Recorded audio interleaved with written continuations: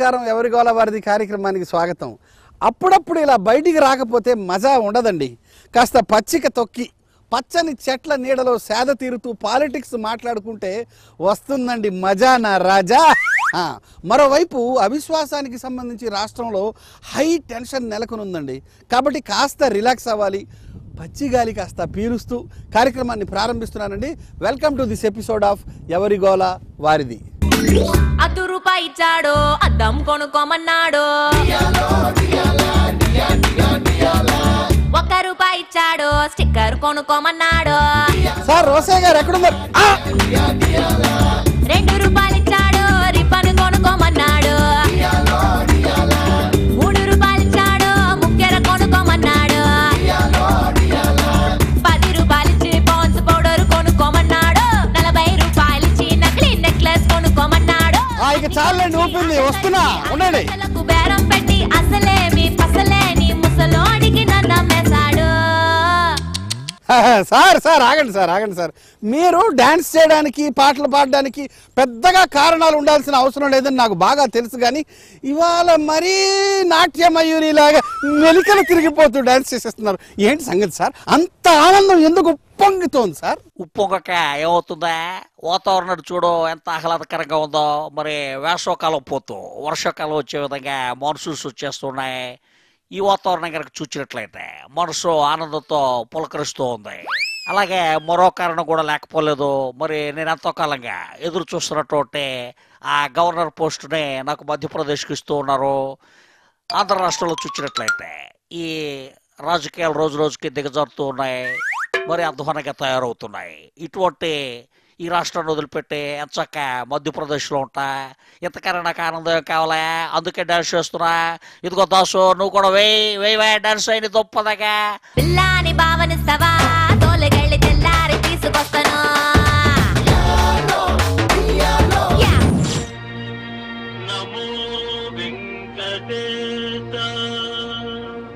CM గారు sir, ఇదిగో కిరణ్, నేను వచ్చా.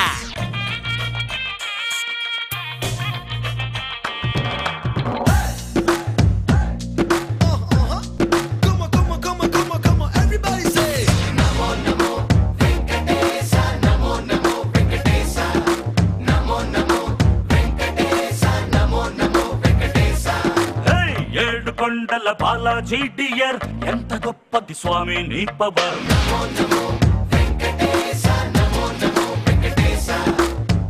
ఇదిగో కిరణ్ కుమార్, సార్ రండి సార్. అవిశ్వాస తీర్మానం చరిత్రలో మీ పేరు కూడా నిలిచిపోయింది సార్. అవును, అంతే కదా దాసు. మరి 1956కి వెళ్ళి 2008 దాకా 8 సార్లు అవిశ్వాస తీర్మానం పెట్టినారు.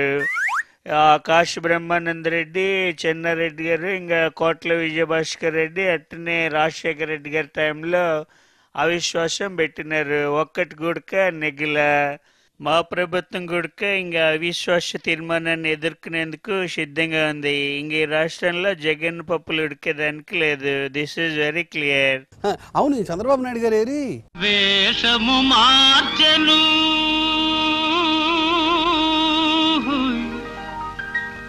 భాషను మార్చెను, మోసము నేర్చెను,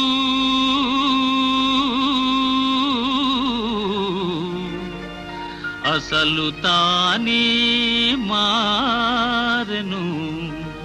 అయినా మనిషి మారలేదు, ఆతని మమత తీరలేదు. మాకు తెలుసులేండి సార్, మీరు ఎప్పటికి మారతారు. కానీ రండి సార్. ఆతని మమత తీరలేదు.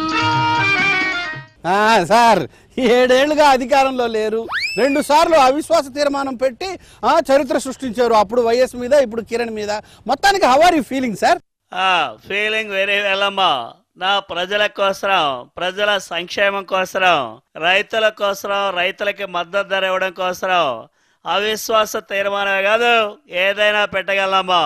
మరి ఆ మాదిరిగా శాసనసభ వ్యవహారాల సెక్షన్ 75 ప్రకారం మంత్రుల పైన, ప్రభుత్వ పనితీరు పైన కూడా అవిశ్వాస తీర్మానం పెట్టాల్సి వచ్చింది. మరి అవిశ్వాస తీర్మానం పెట్టాలని నాకు తొందర లేదు. పెట్టాలన్న ఆలోచన కూడా లేదమ్మా. ఆ మొదలు చూస్తే మరి ఆ జగన్ కవ్వింపులు రోజు రోజుకి ఎక్కువ అవుతా ఉన్నాయి. నేను కాంగ్రెస్ ప్రభుత్వం కుమ్మక్కాయం అని చెప్పి ఇష్టం వచ్చినట్టుగా మాట్లాడుతా ఉన్నాడు. అందుకే నేను మా వాళ్ళందరితో కలిసి చర్చించి ఈ అవిశ్వాస తీర్మానాన్ని పెట్టాను. మరి జగన్ బలం ఎంత, ఈయన లెంగ్త్ ఎంత, ఈయనకు ఉన్నటువంటి శక్తి ఏమిటి, ఈయన గారికి ఉన్నటువంటి ఒక్క సీట పెట్టుకొని ఇష్టం వచ్చినట్టుగా మాట్లాడాడు, లేనిపోని బేరాలు పలికాడు. అందుకోసం ఈ ప్రభుత్వం పైన ఈ రోజున అవిశ్వాస తీర్మానం పెట్టాల్సి వచ్చింది. అరే భలే ఫిట్టింగ్ పెట్టావా మా కిరణ్కి. దీని గురించి మీరు ఏమంటారు సీఎం గారు? ఏమనమంటారు, ఇంకేమన్నా? మీరు ఇప్పుడే కాదు, ఎప్పుడు అవిశ్వాస తీర్మానం పెట్టిన కూడా మేమే గెలుస్తాం. This is very clear. మరి సభలో మా స్పీకర్ ఎన్నిక, డిప్యూటీ స్పీకర్ ఎన్నికతో మా బలమేందో ప్రజలకు కూడా తెలిసింది.